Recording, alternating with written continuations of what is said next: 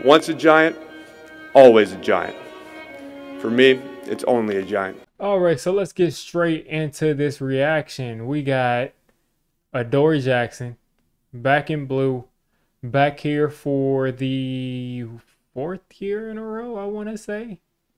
Maybe fourth year in a row. I think it might be. It might be 4 years because he was here as a Gettleman pick, came in with Bradbury, if I'm not mistaken. Pretty sure he did, or the year after. But Adoree Jackson is back. Not surprising. Not surprising. There was some speculation all off season that if we had some cap space and if those young corners weren't looking how we wanted them to look, that they would look to guys like Adoree Jackson. One is he's familiar with this head coaching staff. Two, he's a guy who I think is a good player, and I'll get to that a little bit more in a couple of seconds.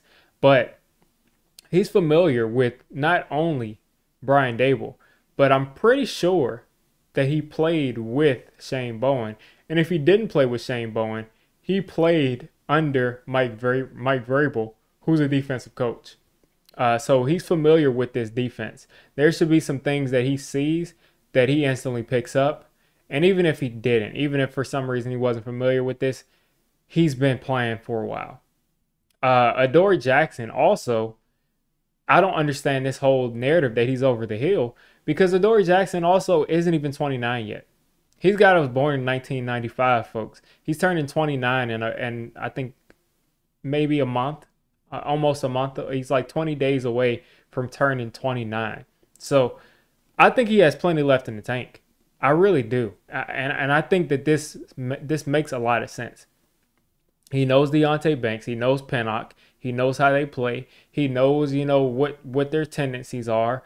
And I think that him slotting in as the other cornerback, because I'm not even going to call him cornerback 2, because I really think that he's the most proven cornerback that we have. I really don't think that we have another corner that is as proven as Adoree Jackson that I believe can, go up against a guy like Justin Jefferson and not get embarrassed. Because Deonte Banks has not proven that he's a dominant corner in this league. We think he can be. I think he will be. And maybe week 1, he matches up on Justin Jefferson and shuts him down. Because the Titans play a good amount of quarters coverage. So that means that he's going to have some chances to basically be one-on-one with Justin Jefferson. So we'll see pretty early. But I really think that Adoree Jackson really just gives us a sigh of relief because we saw him against Justin Jefferson. Justin Jefferson did his thing. But at the same time, I think Adoree, when he was matched up against him one-on-one, I think he did a good job of limiting some of the big plays that he made. And that's what Adoree's done pretty much his whole career is limit the big plays. You see him against Tyreek Hill, he's limiting the big play. You see him against Justin Jefferson, so on and so on.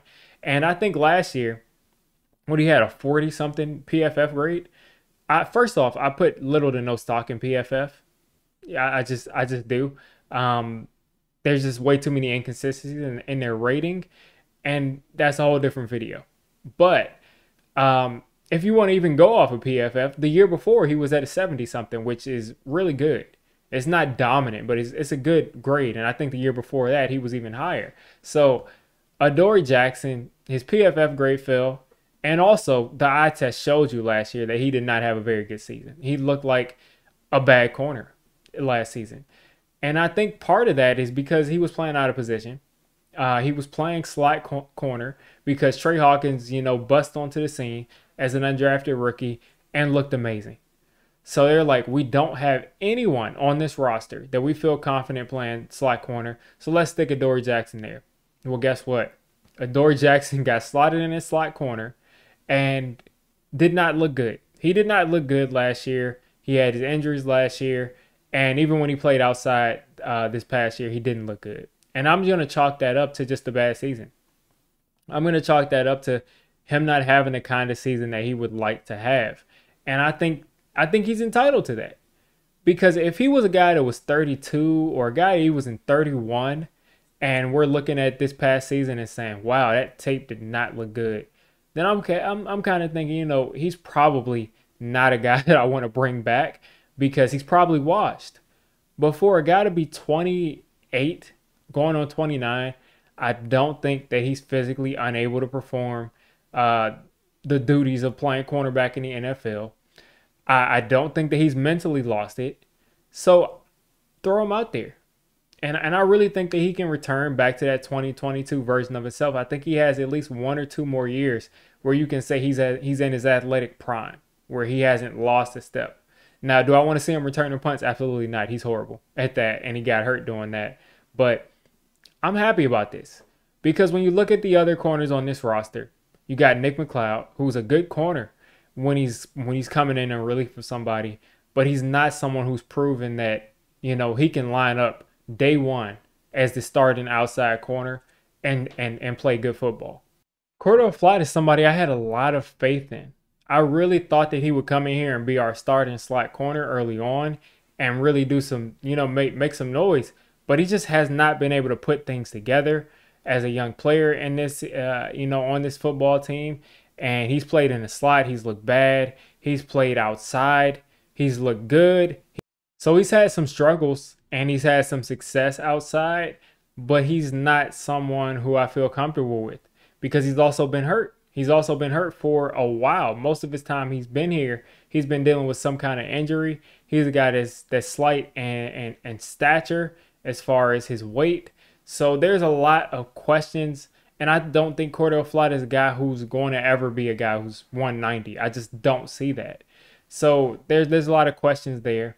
You look at him, you look at McLeod, and then after that, it gets really kind of tricky because Andrew Phillips is not going to play outside. I just don't see that. I don't see Andrew Phillips playing outside. He's going to be a slot. So let's take a deep sigh of relief because I do think we have a guy that can play outside, that in a pinch can play inside, that has experience being a number one corner, that can continue to mentor Deonte Banks, that can be a mentor for Andrew Phillips, that can be a mentor for Trey Hawkins. I'd love for Trey Hawkins to take Adoree Jackson's job halfway through this year and be our starting corner going forward, but I don't have the faith that he can do that either. He had some struggles also last year. So I think it's good that Adoree's back. I think it's the best thing that could have happened. I did not want to go after a guy like Stephon Gilmore and pay him big money just for a year. I did not want to do anything like that. I wanted to either, make a move for a young guy who's not going to be on the trade block. They always talk about it, but if we could have gotten someone like Pat Surtain, I would have loved that. I would have made that trade. But we're not getting Surtain. We're probably not getting J.C. Horn, who's also dealt with a ton of injuries. So once you're not getting that young stud corner, and then you're also not wanting to pay big money for a vet that you only probably will get for 1 year, I think the perfect compromise is just signing a guy like Adoree Jackson, $2 million, 1 year, low risk.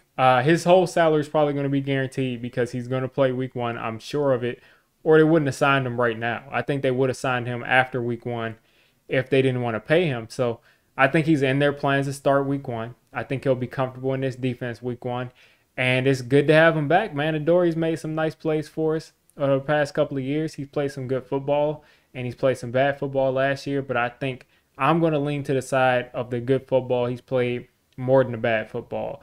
So you guys let me know what you think of Adoree Jackson being back as a cornerback for the New York Football Giants. It's probably a starter for the New York Football Giants. You all let me know what you think of this move being made. What are we? 12 days? 10 days before the season? So obviously this is something they felt they had to do. So you guys let me know what you think down in the comments.